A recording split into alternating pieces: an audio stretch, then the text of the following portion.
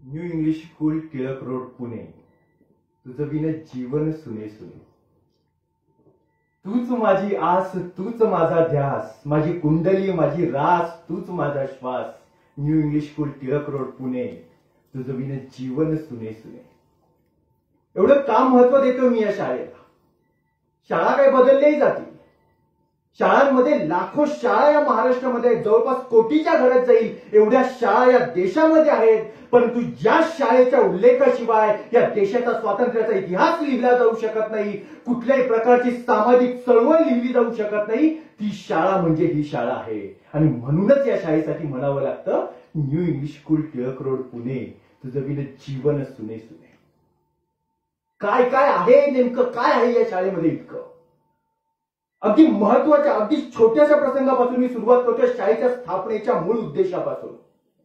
ज्यावेळी इंग्रजांनी हा देश पादाक्रांत केला, त्यावेळी लॉर्ड मेकॉले यांनी संपूर्ण संशोधनाच्या अंती हे ठरवलं की या देशाला जर हजारो वर्ष आपल्याला गुलामगिरीमध्ये ठेवायचं असेल तर इथल्या शिक्षण व्यवस्थेला मोडकळीस आणलं पाहिजे. आणि त्यासाठी त्यांनी अशी शिक्षण व्यवस्था आणली ज्या ठिकाणी देहाने भारतीय पण अंतरंगाने इंग्रज असणारे लोक घडते. आपल्या देशामध्ये अनेक प्रकारात समाज सुधारक उदयास येत होते. यांनी समाज सुधारणा केल्याही, परंतु त्याच वेळी दुसऱ्या बाजूने एक पर्यायी संदेश असा जात होता की जे काही भव्य, दिव्य, उदात्त आणि असं उन्नत आहे ते सर्व काही पश्चिमेकडे आहे, ते सर्व काही युरोपमध्ये आहे, ते सर्व काही इंग्लंडमध्ये आहे. आणि आपण आपल्यावर राज्य करण्यासाठी प्रभूने यांना पाठवलेलं आहे. या विचारधारेला, या मानसिकतेला पहिल्यांदा ज्या माणसाने तडा दिला त्या व्यक्तिमत्व म्हणजे त्या शाळेचे संस्थापक विष्णू शास्त्री चिपळूणकर.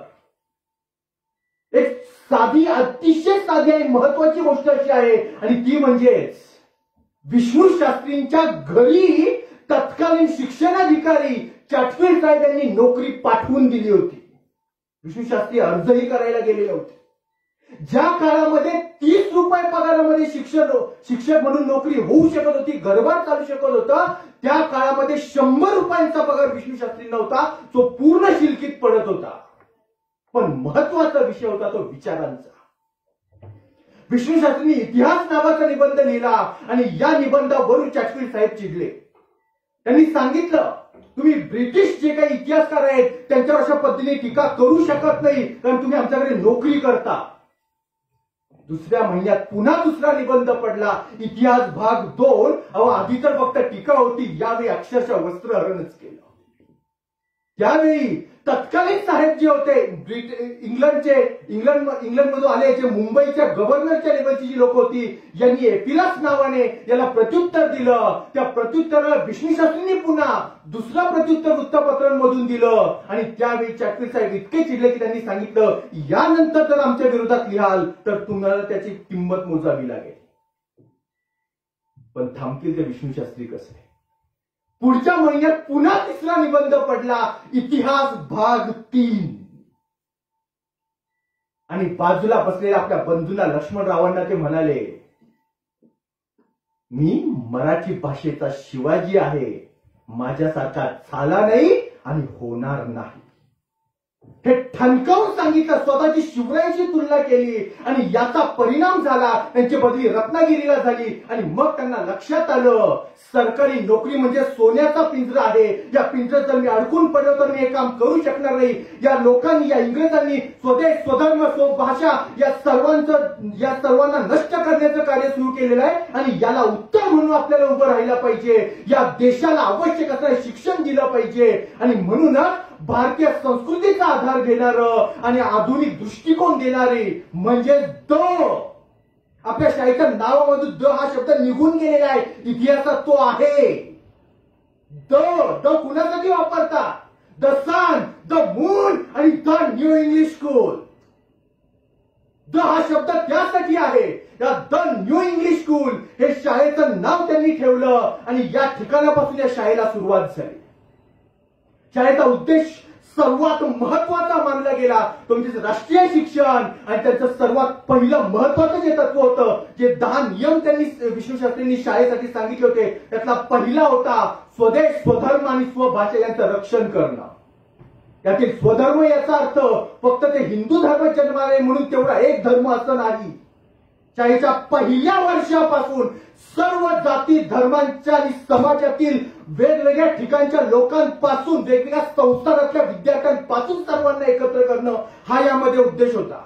ज्यावेळी आपण आपल्या शाळेचा इतिहास लिहायला घेतला होता तेव्हा कालानुक्रम मांडत असताना एका शिक्षकांच्या निदर्शनास असं आलं होतं की आफ्रिकेतून सुद्धा आपल्या शाळेमध्ये लोक आलेली आहेत विद्यार्थी म्हणून.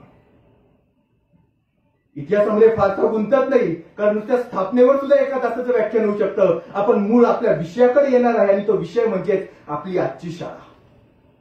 आणि आजच्या शाळेकडे येण्यापूर्वी सर्वात महत्वाचं म्हणजेच या पूर्वीचा इतिहास म्हणजे त्या इतिहासातील महत्वाच्या काही व्यक्तिमत्वांचा उल्लेख माहित असला पाहिजे. जेव्हा मी व्याख्यानासाठी वेगवेगळ्या शाळांमध्ये फिरत असतो तेव्हा हे पाहतो की साधी चमक नाही काच कुणाकडे असेल तर ती कोहिनूर म्हणून आपल्या मुकुटामध्ये लावणाऱ्या अनेक शाळा आहेत. ही शाळा म्हणजे कोहिनूरांची खजिना आहे, कोहिनूरांची खाण आहे. फक्त 3 ते 4 नाव मी आपल्यासमोर ठेवणार आहे प्रत्येक क्षेत्रात. सुरुवातीला पाहूयात आपले अध्यक्ष राजा छत्रपती शिवाजी महाराजांचे वंशज, राजा अधिक ऋषी तुल्य व्यक्तिमत्व राजर्षी छत्रपती शाहू महाराज. महात्मा फुलेंच्या नंतर डॉक्टर बाबासाहेब आंबेडकरांपर्यंत मधला जो काळ होता 1890 ते 1920 हा काळ भरून काढणारा हा महान व्यक्तिमत्व, हे महान व्यक्तिमत्व म्हणजे ते राजे हे आपल्या शाळेचे आपल्या संस्थेचे पहिले आणि आजीवन अध्यक्ष आहेत आणि आजही त्यांचेच वारसदार आपले अध्यक्ष आहेत. संस्थापक फक्त 32 वर्षांचं आयुष्य मराठी भाषेचे शिवाजी विष्णू शास्त्री चिपळूणकर. 2 ज्यांची आज जयंती आहे. खुद्द इंग्रजांनी इंग्लंडमध्ये ज्या ठिकाणी ते राहायला होते 1918 साली तिथे बाहेर नीलफलक लावलेला आहे. नीलफलक अख्ख्या जगात फक्त 2च शहरांमध्ये, एक लंडनमध्ये आणि दुसरा पुण्यामध्ये, तिथे महान व्यक्तिमत्वांचा वास आहे. त्यांच्या घराच्या समोर हे सगळे नीलफलक लावले जातात. तिथं त्यांनी लिहून ठेवलंय लोकमान्य टिळक या ठिकाणी राहायला होते. 3 सुधारक गोपाळ गणेश आगरकर स्वतःची अंत्ययात्रा प्रेत यात्रा ज्यांनी डोळ्यांनी पाहिली तरी काळाच्या पुढे 100 वर्षांनी हा देश कसा असला पाहिजे यासाठी प्रचंड टीका सहन करणारं हे व्यक्तिमत्व सुधारक आगरकर. आणि 4 या शाळेमध्ये ज्यावेळी विद्यार्थ्यांची संख्येची कमतरता होती त्यावेळी प्रत्यक्ष शनिवारवाडा ज्यांनी शाळेला मिळवून दिला होता. पण नंतर लष्कराला लक्षात आलं मुळात राष्ट्रीय शिक्षण देणारी शाळा आणि त्यांच्या हातात जर स्वराज्याचा शनिवार वाडा गेला तर काय होईल. आणि म्हणून ते जे नियोजन होतं ते बारगळलं. हे 4 संस्थापक, मुख्याध्यापक विष्णू शास्त्री चिपळूणकरांना जेव्हा लक्षात आलं की अवघ्या 3 महिन्यांपूर्वी आलेला हा नवीन माणूस आपल्यापेक्षा जास्त योग्यतेचा आहे तेव्हा स्वतः मुख्याध्यापक आणि संस्थापक असलेले चिपळूणकर बाजूला झाले आणि वामन शिवराव आपटेंना ज्यांनी आपल्या खुर्चीवर बसवलं. महात्मा फुलेंनी हंटर कमिशन समोर दिले साक्ष सर्वांना माहिती आहे. दुसरी गोष्ट या शाळेत हंटर कमिशन आलं होतं आणि त्यावेळी हंटरने स्वतः म्हटलेलं आहे सारा देश मी फिरलो पण इथल्या शाळेतल्या इथल्या कर्मचाऱ्यांमध्ये जी त्यागवृत्तीची भावना आहे ती मला अख्ख्या देशात कुठे जाणवली नाही. इतिहासात नोंद द्यायची. 3 पुढचे मुख्याध्यापक आदर्श शिक्षक पुरस्कार कुठेही चौकात दिला जाईल. भारत रत्न महर्षी धोंडो केशव कर्वे या शाळेचे मुख्याध्यापक होते. पुढचं व्यक्तिमत्व या देशाचं जर का आपण भाग केले स्वातंत्र्य लढ्याचे तर पहिला भाग म्हणजे 1857 ते 1890 पर्यंतचा या काळामध्ये या देशाचे जे राजकीय मार्गदर्शक होते ते होते न्यायमूर्ती रानडे. ते या शाळेचे सल्लागार मंडळामध्ये होते. दुसरा भाग केला तर लोकमान्य टिळक ज्यांनी 1890 ते 1920 चा कालखंड पार पाडला आणि हा कालखंड शेवटाला ज्यांनी नेला ते महात्मा गांधी, त्यांचे गुरु नामदार गोपाळ कृष्ण गोखले इथे मुख्याध्यापक होते. आणि त्याही पुढे जाऊन सांगतो, आजही महाराष्ट्राच्या कुठल्याही खेड्यापाड्यातल्या दुकानात जावा आणि म्हणा की मला व्याकरणाचं पुस्तक हवंय, ज्यांचं पुस्तक समोर ठेवलं जाईल ते मराठीचे पाणिनी मोरा वाळंबे या शाळेचे मुख्याध्यापक होते. किमान राज्यस्तरीय, राष्ट्रस्तरीय, आंतरराष्ट्रीय स्तरीय अशा प्रकारची ज्यांनी नावलौकिक कमावली अशी अनेक माणसं या शाळेमध्ये होऊन गेली. शिक्षक आधुनिक काव्याचे जनक केशवसूत इथे शिक्षक होते. गद्याकडे येऊयात. मराठीचे महाराष्ट्राचे शेक्सपियर राम गणेश गडकरी इथे शिक्षक होते. इतिहासाकडे या. त्यांच्या नावाने धुळ्यामध्ये सगळं इतिहास संशोधन मंडळ स्थापन झालेलं आहे. असे इतिहासाचार्य V.K. राजवाडे इथे शिक्षक होते. आणि त्यांनी आपल्या विनोदाच्या माध्यमातून मिराजदारी केली. ते दमा मिराजदार या शाळेमध्ये शिक्षक होते. फक्त 3 ते 4च नावं मी आपल्या समोर मांडतोय. पुढचा महत्वाचा मुद्दा आणि तो म्हणजेच शाळेचा उद्देश सगळं ठीक आहे, काम सगळं ठीक आहे, माणसं ठीक आहे, त्यांनी काम केलं ठीक आहे, पण प्रोडक्शन काय, उत्पत्ती काय? वळूया सत्याग्रहाकडे. चले जाव आंदोलनामध्ये या पुण्यातून पहिला शहीद झालेला मुलगा म्हणजे नारायण दाभाडे या शाळेचे विद्यार्थी होते. बोलूयात क्रांतिकार्याकडे. शहीद दिन म्हणून सर्वजण साजरे करतात. भगतसिंग राजगुरू, सुखदेव ते राजगुरू आणि कॅपिटल माउंट खटल्यामध्ये स्थापनेने परदेशात इतर सर्वजण हे या शाळेचे विद्यार्थी होते. बोलूयात समाजवादाकडे. नागा गोरे, S.M. जोशी ज्यांनी या देशाच्या स्वातंत्र्यासोबत संयुक्त महाराष्ट्राचा लढा आणि गोवा मुक्ती संग्रामात सुद्धा स्वतःचं नाव करून टाकलेलं आहे, ती माणसं या शाळेचे विद्यार्थी आहेत. इतकंच काय, स्वातंत्र्यापूर्वी या मुंबई प्रांताचे जे पहिले पंतप्रधान होते बाळ गंगाधर खेर हे या शाळेचे विद्यार्थी होते. सहज एखाद्याच्या मनामध्ये प्रश्न येईल, फेसबुकवर लाईव्ह चालू आहे त्यामुळे कदाचित त्यांच्या मनामध्ये येईल, हा झाला इतिहास, तुम्ही काय करताय ते सांगा. पूर्वजांच्या जोरावर त्यांच्या कर्तृत्वावर किती काय जगणार, तुम्ही काय करताय ते मांडा. आणि त्यासाठी मी वळतोय आजच्या शाळेकडे, आजच्या न्यू इंग्लिश स्कूलकडे.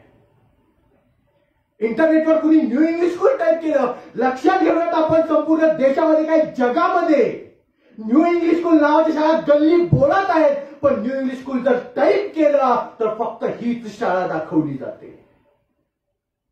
आणि जर उपग्रहातून असणारी त्याची इमेज पाहिली, त्याचा जर फोटो पाहिला तर ते कसा आहे, शैक्षणिक भरारी घेण्यासाठी उभा राहिला एखादा गरुड, 3 बाजूंना 3 पंख फैलावणारा हा शैक्षणिक गरुड जणू काही भरारी घेण्यासाठी निघालेला आहे. ही वाय शेप मधील ही शाळा आहे. आणि त्याही पुढे जाऊन सांगतो, अख्ख्या जगामध्ये जे D.Ed, B.Ed, M.Ed किंवा DSM शिक्षण क्षेत्राशी जी लोक संबंधित आहेत, जे पालक त्यांच्याशी संबंधित आहेत, यांना माहित आहे जगामध्ये शाळेच्या इमारतीच्या बाबतीमध्ये सर्वोत्तम इमारत म्हणून या आकाराच्या शाळेचा उल्लेख केला जातो, जिला वाय शेप म्हणून ओळखलं जातं. पण अशा शाळा जगात 1% सुद्धा नाहीये आणि ती शाळा ही आहे. इथे वाय शेप आहे. शाळेच्या जर आपण दरवाजावर उभं राहिलं तर कशी दिसते ती इमारत, राकट, कणखर, पण दोन्ही बाजूंनी दोन्ही बाहू फैलावून जणू काही ती म्हणते, या बाळांनो या, ही शाळा तुमचं स्वागत करण्यासाठी उभी आहे. आणि सर्वात महत्वाचा विषय, जिथे हृदय असतं ना तिथून शाळेच्या आतमध्ये येण्याचा मार्ग आहे. पालकांनी अनेक वेळा पाहिलं असेल, इथल्या विद्यार्थ्यांपासून मुख्याध्यापकांपर्यंत प्रत्येक व्यक्ती आतमध्ये येताना आधी पायरीवर पाया पडतो.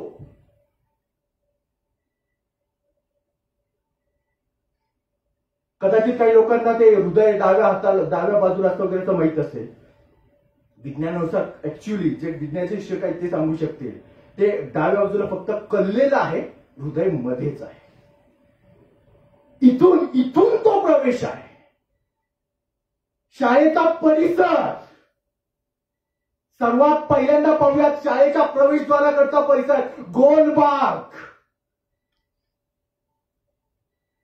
बागेची रचना गोलाकार असू शकते ही कल्पना तिथे पुतळा येण्याच्या आधीची बर का. आणि पुढची महत्वाची गोष्ट, या गोल बागेमध्ये असणारा पुतळा. जो इतिहासाचा मी उल्लेख करतो ना त्यातला हा एक महत्वाचा प्रसंग. हा पुतळा विष्णू शास्त्री चिपळूणकरांचा आहे, पण वाटला आपल्या संस्थापक आहेत म्हणून आपणच तो उभारला असं नाहीये. काळ होता 1923-24 सालचा, ज्या काळामध्ये लोकमान्य टिळकांचं निधन होऊन अवघी 3-4 वर्ष झाली होती आणि महात्मा फुले यांच्या जन्मशताब्दी वर्षाला 3-4 वर्ष शिल्लक होती. त्या काळामध्ये पुण्यामध्ये पहिल्यांदा पुतळा बसवला जाणार होता.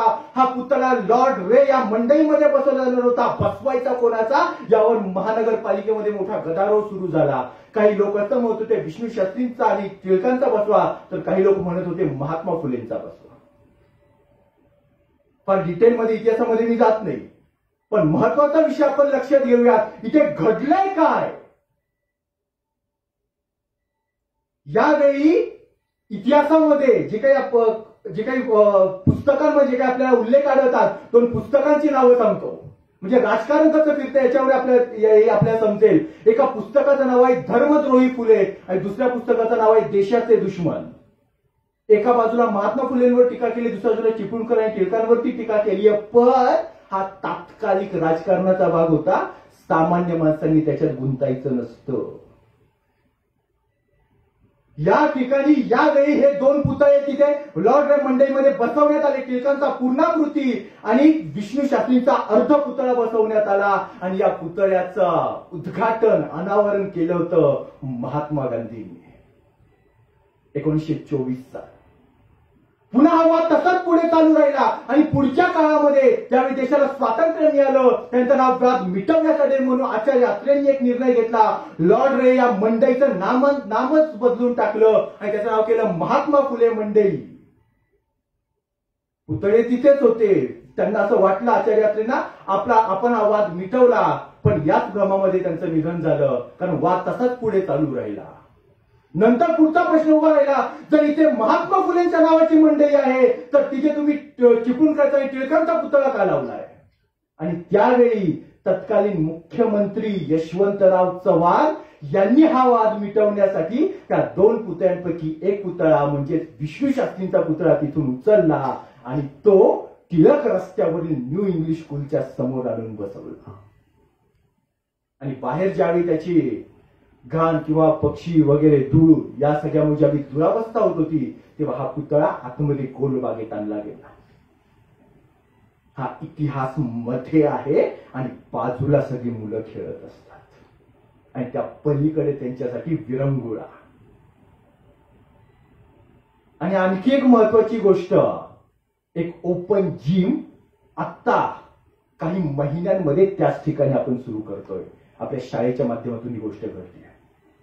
त्याही पुढे जाऊन सांगतो, 11वी-12वी पासून बॉटनी हा बायोलॉजीचा एक वेगळा सब्जेक्ट तयार होतो. प्रत्येक झाडाचं नाव त्या ठिकाणी घेतलं जातं. पण एका माध्यमिक शाळेमध्ये शास्त्रीय दृष्टिकोनातून ही नावं कशी असली पाहिजे याचा उल्लेख करणारी बोर्ड त्या प्रत्येक झाडाच्या सोबत आहे. वळूया दुसऱ्या बाजूला, या वाय शेप मधली दुसरी बाजू अर्थात मातीचं मैदान. मैदान म्हटलं की खेळ आला. आता 1.5 वर्ष आली, मुलांना बाहेर पडायला परवानगी नाहीये, पण जर मुलं या शाळेमध्ये आली तर काय काय असेल त्यांना.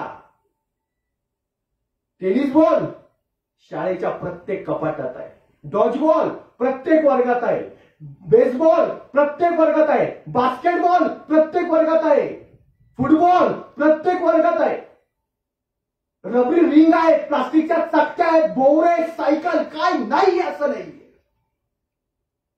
सर्व प्रकारच्या मैदानी खेळ मुलांना खेळण्यासाठी पूर्ण हे मैदान इथं वापरण्यात आलेलं आहे. इतकं चांगल्या पद्धतीचं मैदान आहे की आजूबाजूच्या शाळा, ज्याच्यामध्ये एक मोठी शाळा आहे, देशामध्ये मोठं नाव आहे, आप्पा पेन्सेंनी याच शाळेच्या इमारतीमध्ये त्या शाळेचे वर्ग सुरू केले होते, ते म्हणजे ज्ञानप्रबोधिनी शाळा. पण एवढा मोठा दृष्टिकोन असणारे आप्पा पेन्सेंना सुद्धा मातीचं मैदान जवळपास भेटलं नाही, त्यांना याच शाळेकडे यावं लागलं. ज्यावेळी एखादं महानाट्य या पुण्यामध्ये सादर करायचं असतं, शिवपुत्र शंभूराजे असेल, जाणता राजे असेल, त्यावेळी 3 मजल्यांचं सेट आणि 100 रुपयांपासून 5,000 पर्यंतची तिकीट ज्यावेळी काढायची असते, तेव्हा एवढी मोठी जागा असणारी पुण्यातील जी काही 2-3 मोजकी मैदान आहेत ना, त्याच्यामध्ये आपल्या शाळेचं मैदान आहे. आणि मगाशीच मी एक वाक्य असं उच्चारलं होतं की राजकारणामध्ये आपण फार डोकं लावायचं नसतं, पण तो तात्कालिक भाग असतो. त्याचा एक सुंदर नमुना मी माझ्या काळामध्ये पाहिलेला आहे, मी शिक्षक असताना पाहिलेला, आणि तो म्हणजे एकाच आठवड्यामध्ये याच एकाच मातीच्या मैदानावर तेच स्टेज, तेच माईक व्यवस्था, तेच साऊंड सिस्टीम, त्याच खुर्च्या, तेच मैदान, आणि हे सर्व 3 राजकीय पक्षांनी एकत्रितपणे भाड्याने जणू काही घेतलं होते काय, अशी अवस्था होती. त्या 3 पक्षांपैकी एका पक्षाचे पूर्वी मुख्यमंत्री होते, दुसऱ्याचे आहेत, आणि तिसरे एवढे प्रभावी आहेत की भविष्यात ते होऊ शकतात. हे मातीचं मैदान. आणि तिसऱ्या बाजूला जिथे आता आपण आहोत ते फरशीचं मैदान. जास्त बोलायची गरज नाही, पण ज्यावेळी अभ्यासाच्या संदर्भात बोलायचं झालं, ज्यावेळी पहिलं महाराष्ट्रस्तरीय साहित्य संमेलन स्पर्धा परीक्षांचं घ्यायची वेळ आली, तेव्हा हे मैदान निवडलं गेलं होतं. खेळाचा प्रकार कसा आहे त्यानुसार ठरतं, ते मातीत खेळतील की फरशीवर, सगळे ऑप्शन, सगळे पर्याय उपलब्ध. आणि आता वळूयात आपल्या इमारतीकडे. अजून आपण आताही गेलो नाही इमारतीच्या. जर आपण आपल्या शाळेच्या इमारती आतमध्ये प्रवेश केला की पहिल्यांदा समोर दिसतात ते 4 पुतळे. हे 4 पुतळे नाहीयेत, हे 4 आधारस्तंभ आहेत या शाळेला उंच उचलून धरण्यासाठी. आणि आपण सर्वांना एक गोष्ट माहित आहे ती म्हणजे जमिनीच्या खाली जे दडलेलं असतं, ज्यावेळी तळघराकडे आपण वळतो तेव्हा 2 गोष्टी सापडतात, एक तर खजिना किंवा दुसरी गोष्ट खनिजे. आयुष्याचा खरा खजिना म्हणजेच ग्रंथालय हे शाळेच्या तळघराकडे आजही त्याचे अवशेष शिल्लक आहेत. आणि कशा प्रकारचा खजिना हा? पुस्तकांनी शासकीय नियम चला 6,000ची पुस्तकं हवी आणणारे नाही. मराठी भाषेचे शिवाजी विष्णुशास्त्री चिपळूणकर आणि त्यांचे वडील, ज्यांना त्यांच्या गुरूंनी बृहस्पती म्हटलं होतं, ते कृष्णशास्त्री चिपळूणकर यांचा सर्व ग्रंथसाठा एकत्र करून ज्या ग्रंथालयाची सुरुवात झाली, ते ग्रंथालय म्हणजे न्यू इंग्लिश स्कूलचं ग्रंथालय आहे. आणि अभिमानाने सांगायला आवडेल, आजच्या काळामध्ये 28,000 रेकॉर्डला असणारी पुस्तकं आणि बाकी मासिक आणि लहान पुस्तकं झाली तर 35,000 पर्यंत जातील. एवढी पुस्तकं असणारी दुसरी कुठलीच माध्यमिक शाळा आपल्याला महाराष्ट्रात सापडणार नाही. दुसरा महत्वाचा उल्लेख तो म्हणजेच खनिजे. आपल्या राकट आणि कणखर दगड माहितीये, पण या शाळेकडे पाहिलं तरी आपल्याला जाणवतं बाहेरून राकट आणि कणखर दिसणाऱ्या दगडांच्या आतमध्ये कोमल हृदयाचे शिक्षक आहेत. अगदी त्याच पद्धतीने खनिजांमध्ये सुद्धा राकट आणि कणखर दगडांच्या सोबत कापसासारखे दबले जाणारी सुद्धा खनिजे आहेत.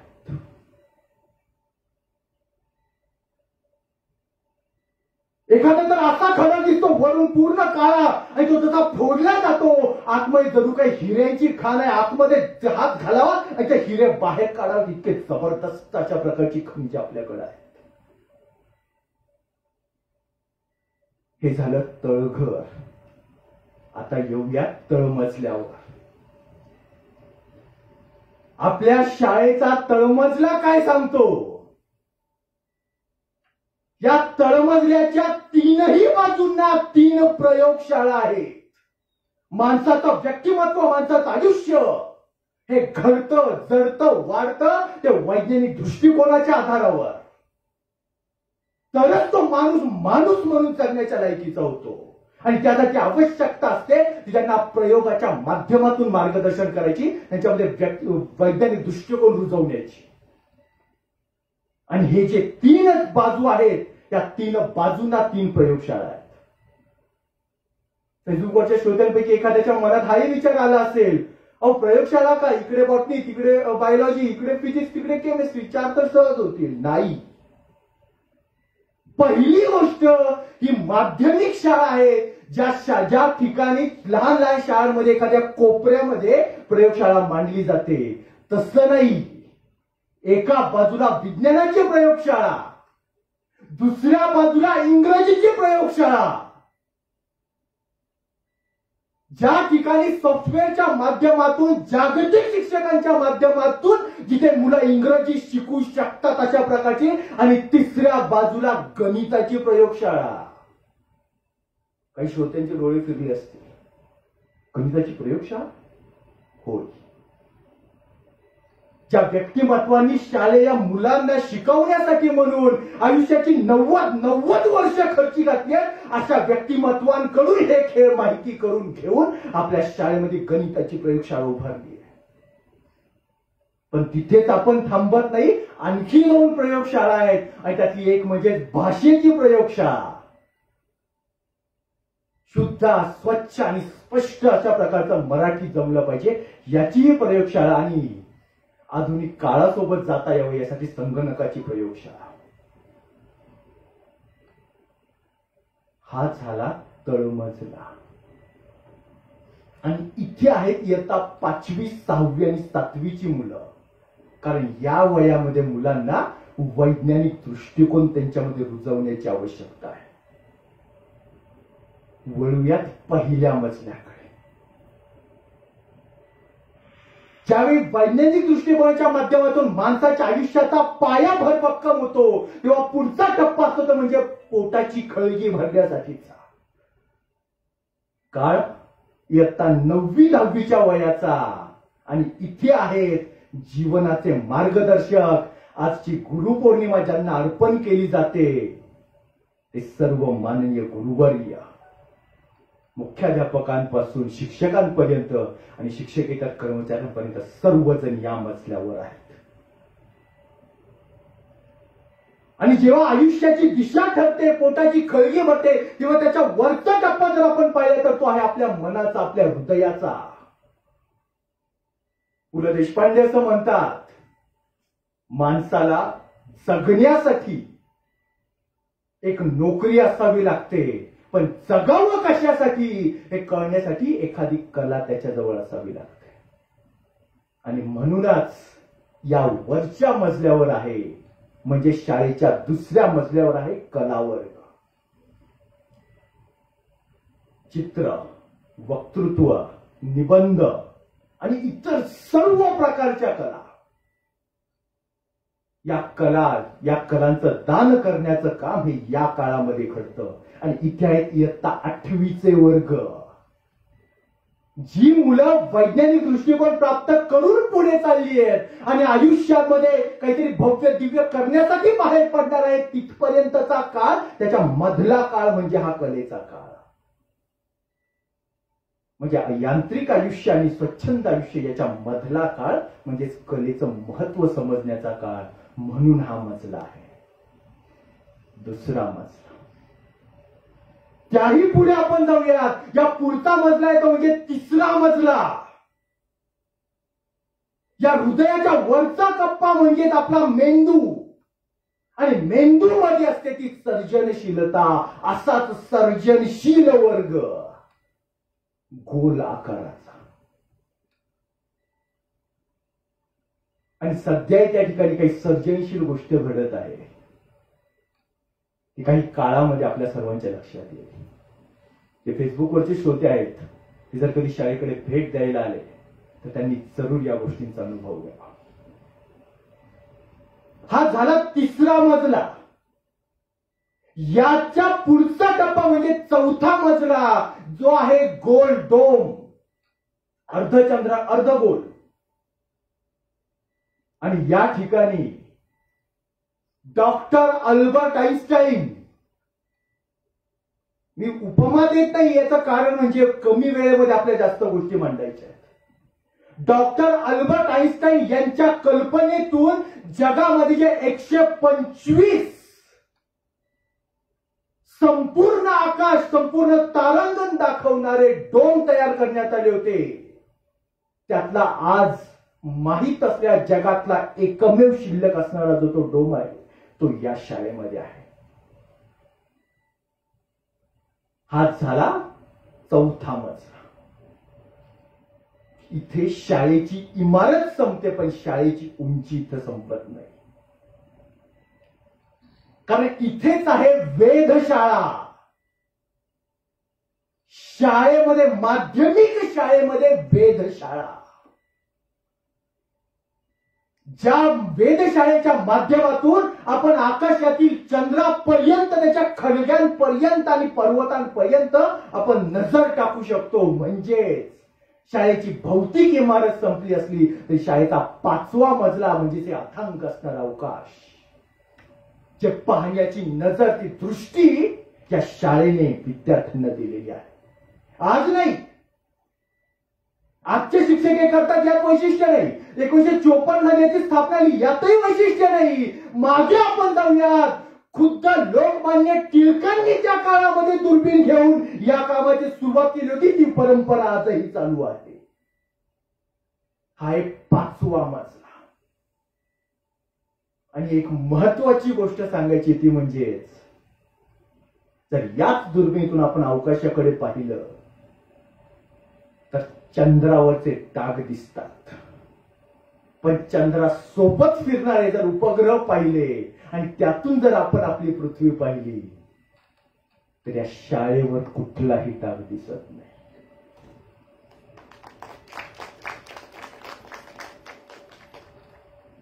अशा प्रकारची ही अतिशय उदात्त, भव्य आणि दिव्य अशा प्रकारची शाळा आहे new English school, Tilak road, Pune.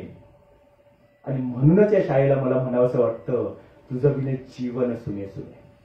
मला दिलेला वेळ संपत आलेला आहे आणि त्यामुळे समारोप करताना आपल्या सर्वांच्या हृदयामध्ये असणारी एक चारोळी मला आपल्या समोर मांडायची आहे. दिव्य सूर्य तेजते नभी तळपावे, दिव्य सूर्य तेजते नभी तळपावे, शांत शीतल चंद्र किरण पसरावे.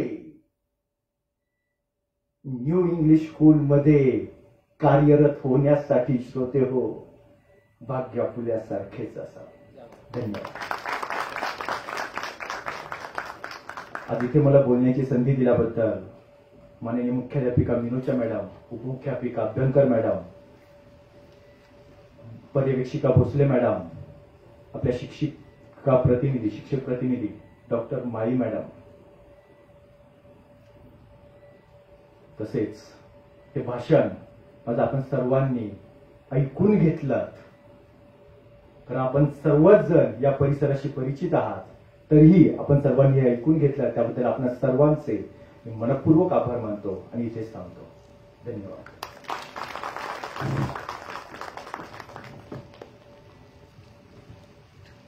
धन्यवाद सर. फुलांचा मळा पाहिजे, आनंदाचा सोहळा पाहिजे. फुलांचा मळा पाहिजे, आनंदाचा सोहळा पाहिजे. शहरात आमच्या new English school, Tilak road सारखी सुंदर शाळा असलीच पाहिजे, सुंदर शाळा असलीच पाहिजे. ऋणानुबंधाच्या अशाच आपुल्या टिकून